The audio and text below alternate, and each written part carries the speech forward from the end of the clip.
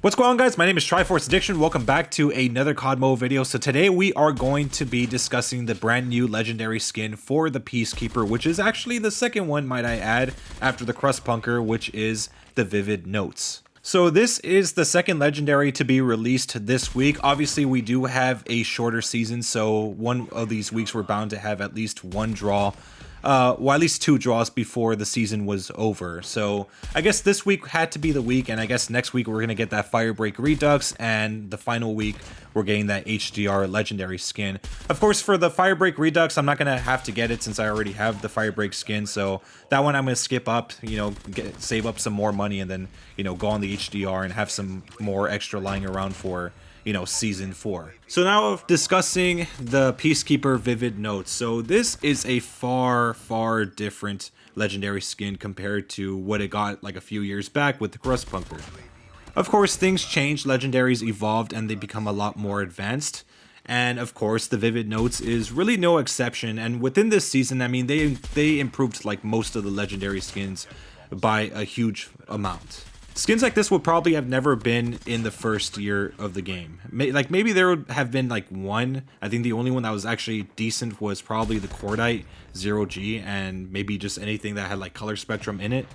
But with this one, wow, it's kind of like a more advanced version of, I guess, color spectrum. And of course, obviously, it's not as crazy animated as that camo is, but like the colors are more or less very similar since it does have a rainbowish design. Of course, it doesn't really start out that way since this is the only reactive legendary skin for the season other than the mythic skin for the QQ9. So this one, obviously, it starts off like very dim, but the more you progress or the more kills that you get, the more it's going to evolve and it's going to become a lot more vibrant like what you're seeing right now. So physically, this gun is just absolutely insane. Let's actually talk about the iron sight because I know that this is going to be a massive selling point for this weapon and most legendaries in general. So the iron sight is just basically a U design on the little, I guess, the back iron sight with a spike in the middle. Obviously, this is something that most legendaries nowadays do get. But I will say that this is a far better improvement comparing it to the Crust Punker and even the Artifact. And I mainly say that because the Artifact wasn't really an advanced mythic during its time. It didn't come out, during the later moments of this game where, mythics started to get, digital iron sights. So, of course, sometimes even with myself when I use the mythic a lot, like it does kind of feel subpar. Maybe sometimes it just doesn't feel comfortable to use, but this one, I've really had no issues so far when I was using it. I know the Crust Punker has a giant spike in the middle as well. Well, this one has like a little spike, but the other one has a more bigger spike.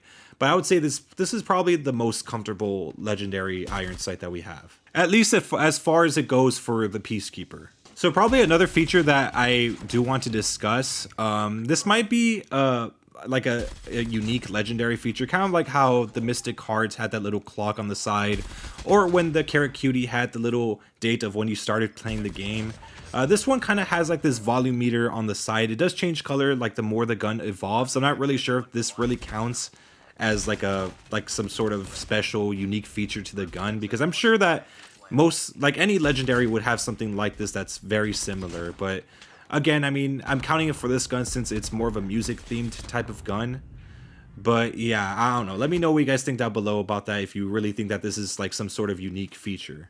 Me and my friend were talking about it, and he was telling me that that might be a feature, but I don't know. I mean, I still feel a little bit skeptical about it.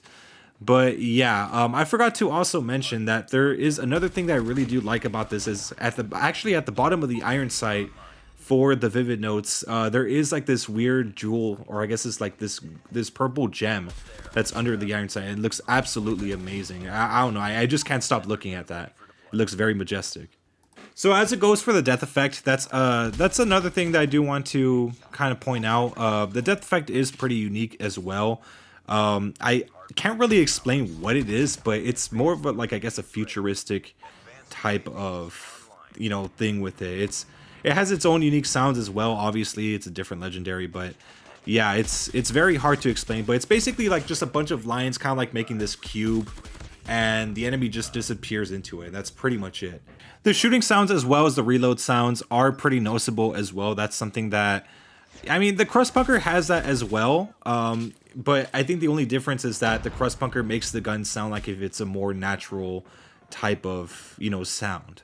When it comes to this one obviously is a lot more augmented because, you know, it's based off of like music, but again, it's like, you know, most of these shooting sounds I can't really explain that well. I'm sorry about that, but yeah, it's definitely there. It's a lot more pronounced when you don't have a suppressor, but even then, you could still notice it even if you do use a suppressor, which I'm assuming with the Peacekeeper, most of you guys are going to use. To be honest, I don't really think I've seen anyone with a Black Ops weapon without an agency suppressor, so that's kind of like a given. So now I want to talk about the camouflages, you know, the seasonal camos as well as just the normal completionist camos.